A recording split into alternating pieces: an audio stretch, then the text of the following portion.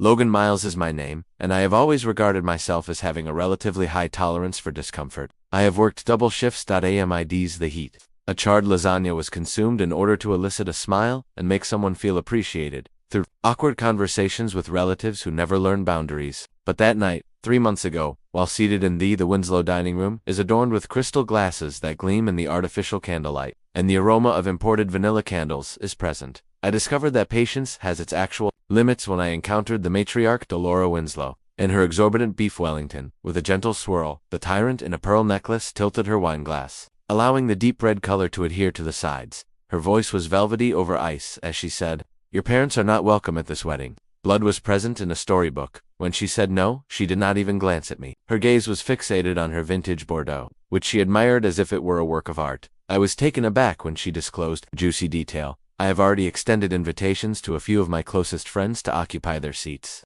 I believed that I had misheard her, and that she may have said it in a different context.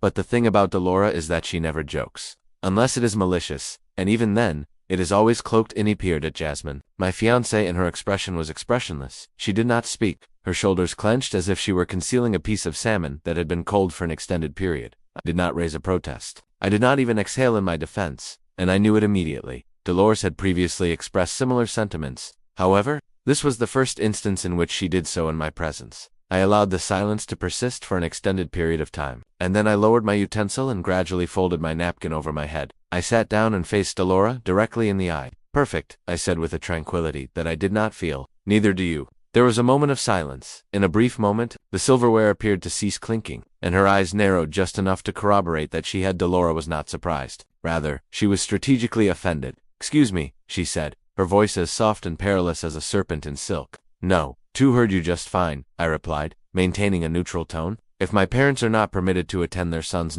neither are they." Jasmine's lips parted, but nothing emerged, and I was aware that the woman was attempting to remove them from the situation, with a profound realization that this moment was not merely about dinner. It was the culmination of a series of acts of disdain, the accumulation of numerous side comments that are backhanded compliments. Similar to the manner in which Laura consistently persisted on hosting but never did so, she inquired about my preferences on the menu and rolled her eyes when I mentioned my mother's name, as if it were an embarrassment. To acknowledge that we originate from distinct postal codes. "This is a private matter." Dolores continued to recover rapidly. "There are reseating arrangements to consider. Optics. My colleagues from Glen would anticipate a specific experience. And to be honest, IT asked, without even attempting to conceal the steel in my voice, as it would reflect better on Jasmine, if my parents were to disappear, if the individuals who reared and loved me without a checklist are concealed, so that your florist friends do not have to sit next to them." She pursed her lips, and I could see the calculation taking place behind her eyes, as she is a person who works with their hands. Jasmine finally roused beside me as she weighed each word. She was not emotional. She was political. She placed her fork down with a gentle clank and said, "Logan," in a subdued voice, "we can discuss this at a later time." However, the conversation was not resolved. This was the type of wound that did not heal cleanly, and there was no later. I slowly rose from my chair. The marble floor was grated, producing a sound that consistently captivates the attention of those who visit these meticulously curated spaces. I did not elevate my voice or throw a tantrum. I simply encountered Dolores. I then turned and said, "You have clearly stated your priorities. I simply wish to clarify mine as well." Past the china cabinet containing crystal goblets that were never used, and exited the dining room through the corridor. Lined with meticulously maintained family portraits that showcased only Winslow. Beyond the spotless, the white foyer is adorned with shoes that are arranged in a manner reminiscent of museum pieces. Upon the door closing, the cool evening air is released. I felt the pressure leave my chest behind me. It was not yet relief, but it was actual oxygen. I sat in my vehicle, my hands gripping the steering wheel, and gazed at my reflection in the windshield. The air was breathable. It was something about the tone of her voice that night, something about the way Jasmine said, "We can talk later," as if this was not a significant matter, as if it were merely another item on the planning checklist.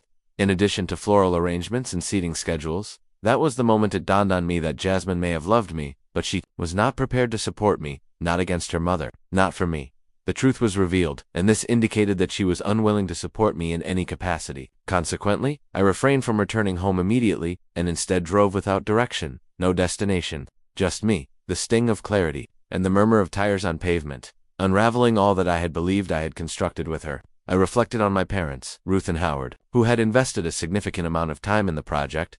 They spent their entire lives performing thankless tasks, and never once requested that I feel ashamed of them, despite the fact that they would have been seated in the rear row if it meant witnessing my happiness, who would have donned suits from the discount rack with pride. As they were, their toy was not impressed by acquaintances, and they were not even invited to the front because their last name was not included. Celebrate me. Winslow. I ultimately parked in the parking lot of a 24-hour diner because they refrained from discussing hedge funds and sipping wine, the type with cracked vinyl booths and flickering neon signage, and I ordered a coffee that I did not truly desire but rather required time to reflect, but my primary objective was to recollect my identity. Dolora attempted to revise my script before Jasmine permitted her, and the attendant served me a refill and extended an offer. I quietly made a promise to myself that I would not marry into a family that obliterated my own. While enjoying a slice of pie at home, the drive back to my parents' house felt lengthier than usual, despite the fact that the invitations were extravagant. Only 20 minutes. The kind of 20 that weighed on you like bricks fastened to your chest. The roads were familiar and lined with trees, with modest brick residences, gas stations, and the corner store, which I had been familiar with since I was 15 years old, where my father once purchased ice cream for me, following a Little League loss. However, that evening, everything felt alien to me, as if I were in a foreign land. I had emerged from a glossy magazine spread and was now in a genuine, unpolished state. I became aware that I was missing my hands and clutched the steering wheel more tightly as I approached, not out of nervousness but out of guilt. I was on the brink of informing two of the most generous individuals I have ever encountered that they were evidently not good enough. Fourth veranda light was illuminated during the son's wedding, and my mother consistently maintained its status, regardless of her precise knowledge of the time. She informed me that it was customary to have a light waiting for family members upon my arrival. I remained in place for a brief period before departing. I still had a key, but this was not an opportunity to barge in. My father opened the door, and I was exhausted but warm. "Hey son," he said, stepping aside to allow me to enter the kitchen. My mother was midway through watching a baking program and folding laundry at the same time. She glanced upward and smiled, the type of expression that one does not realize they miss until they have passed away. I sat at the table and gazed at my hands, which I had not seen in a long time. "Are you hungry?" I inquired. "I prepared the chicken you prefer." I even noticed that they were slightly quivering. "I must inform you both of something." I stated that my voice was steady, but my chest was trembling. My father joined me at the table, setting down his coffee mug. My mother felt a sense of tightness. I turned off the television and sat across from you, my hand still clutching a moist dish towel. "You are not welcome at the table." I stated at the front table that I did not sugarcoat the situation. They were entitled to honesty, not diplomacy. Dolora, Jasmine's mother, informed Jasmine that she was replacing your seats with those of her friends. Jasmine did not object. The words lingered in the air. My mother did not blink. Instead, she steadily nodded and pressed the towel into her palm, as if it were a source of comfort. The air was reminiscent of smoke. He exhaled and then said, "The one thing I didn't expect better now then, stay grounded." My father reclined back in his chair. "Later, son?" That was it. No outburst, no elevated voice, no how dare she or we she was. Always aware that she was troublesome, however, they could only quietly take it, which only served to exacerbate the situation. As they had been anticipating this outcome, moment they had always known that the woman I adored would not fight for us.